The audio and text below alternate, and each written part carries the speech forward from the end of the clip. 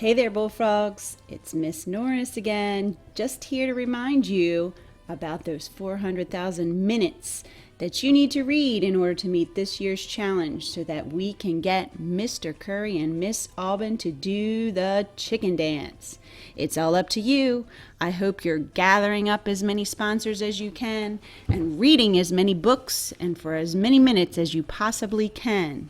I'm here today to just review a couple of the rules and the procedures for how the readathon works, just in case you have a couple of questions. Hopefully I'll be able to answer them today. So first, let me click off of this PowerPoint and show you a couple of the resources that we have for you. The first thing that you need to do, if you haven't already, is go over those readathon rules with Mom and Dad. Make sure they know what's going on. The readathon started on April 7th, so hopefully on April 7th you were able to call up some grandparents, aunts and uncles, friends of the family, anyone you know, and ask them to sponsor you for the readathon. And we'll talk about sponsorship shortly. Remember, we want you to read, read, read. The readathon is a win-win situation. Number one, your brain is winning because you're growing it by reading all those minutes. And number two, the PTA is raising money so that we can buy more equipment and educational resources for the school. Every dollar you earn goes back to the PTA so we can buy more books and more technology. So help us out, participate. Remember every day to collect those minutes. Bring in your minute sheet each day. As you're reading, don't forget. Make sure that you're utilizing those reading strategies, making connections, making inferences, visualizing. Don't just read those words. Think about what you're reading. Be an active reader. If you're just reading the words, you're not really reading. Think about it. You can reread if you get stuck. That still counts. If you're just learning how to read and Mom and Dad are reading to you, that counts as well.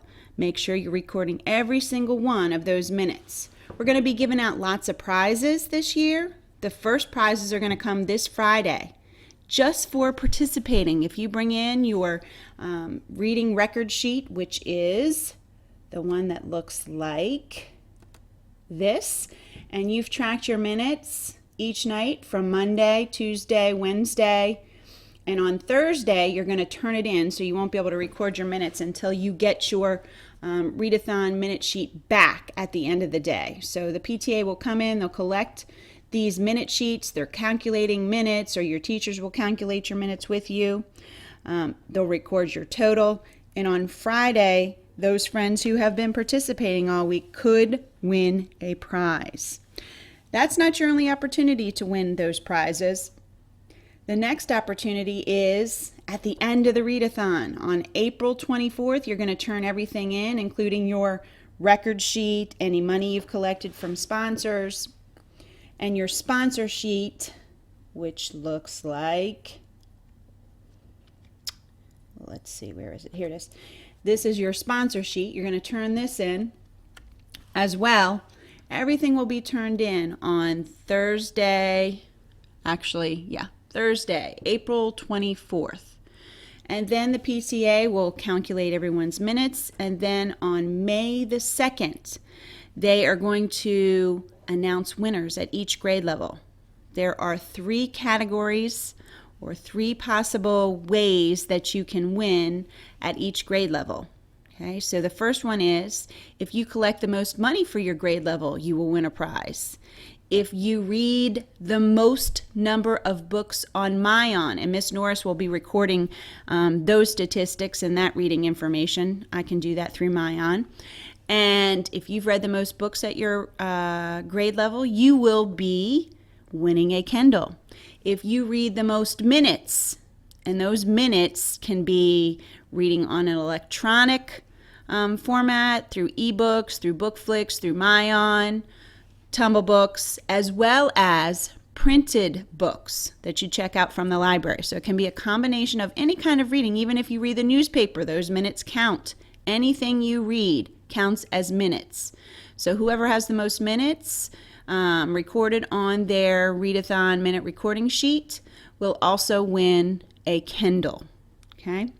So please, please, please make sure you're participating.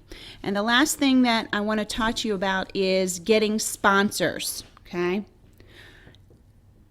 This is something that is going to take you a little bit of time because you're going to need to call or go and talk to, maybe if your grandparents live in the area, maybe you'll visit them this weekend and talk to them about being a sponsor.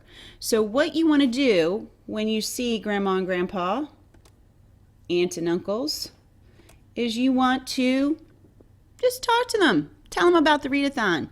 Let them know that the readathon started on April 7th. It's going through the 24th, and you're trying to read as many minutes as possible. Tell them what your reading goal is. Hopefully by now you've set your reading goal for how many minutes you think you can read each day, and then you've totaled that up to let them know how many minutes you're going to try to read for these next 17 days. And then what they can do is they can sponsor you in lots of different ways. And let me go back to the sponsor sheet and show you what I mean, because this is a little bit tricky sometimes for people to understand, okay? At the bottom of the sponsor sheet, there's some sample pledge amounts. So your family members and friends can sponsor you for 1 cent a minute. Okay, so if you were to read 30 minutes a day, 30 times 17, that's 510 minutes. So that means at the end of the readathon, they would owe you $5.10.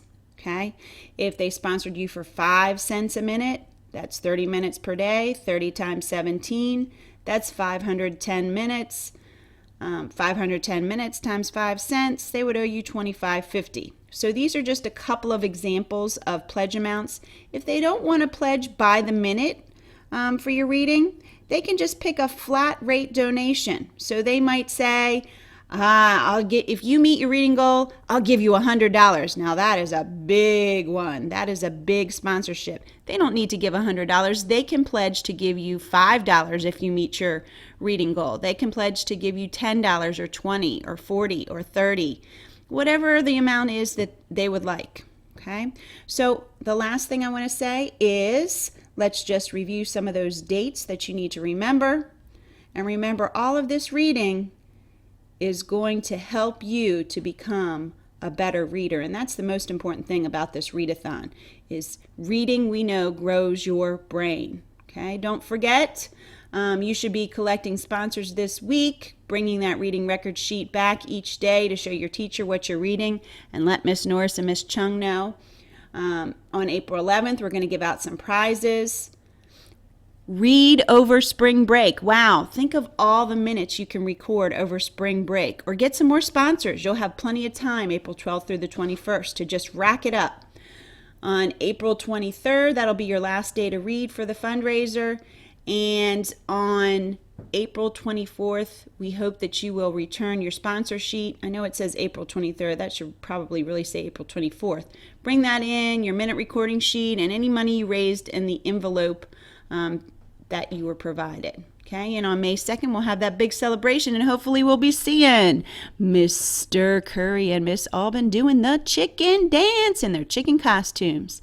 Thank you for participating. Have a great day.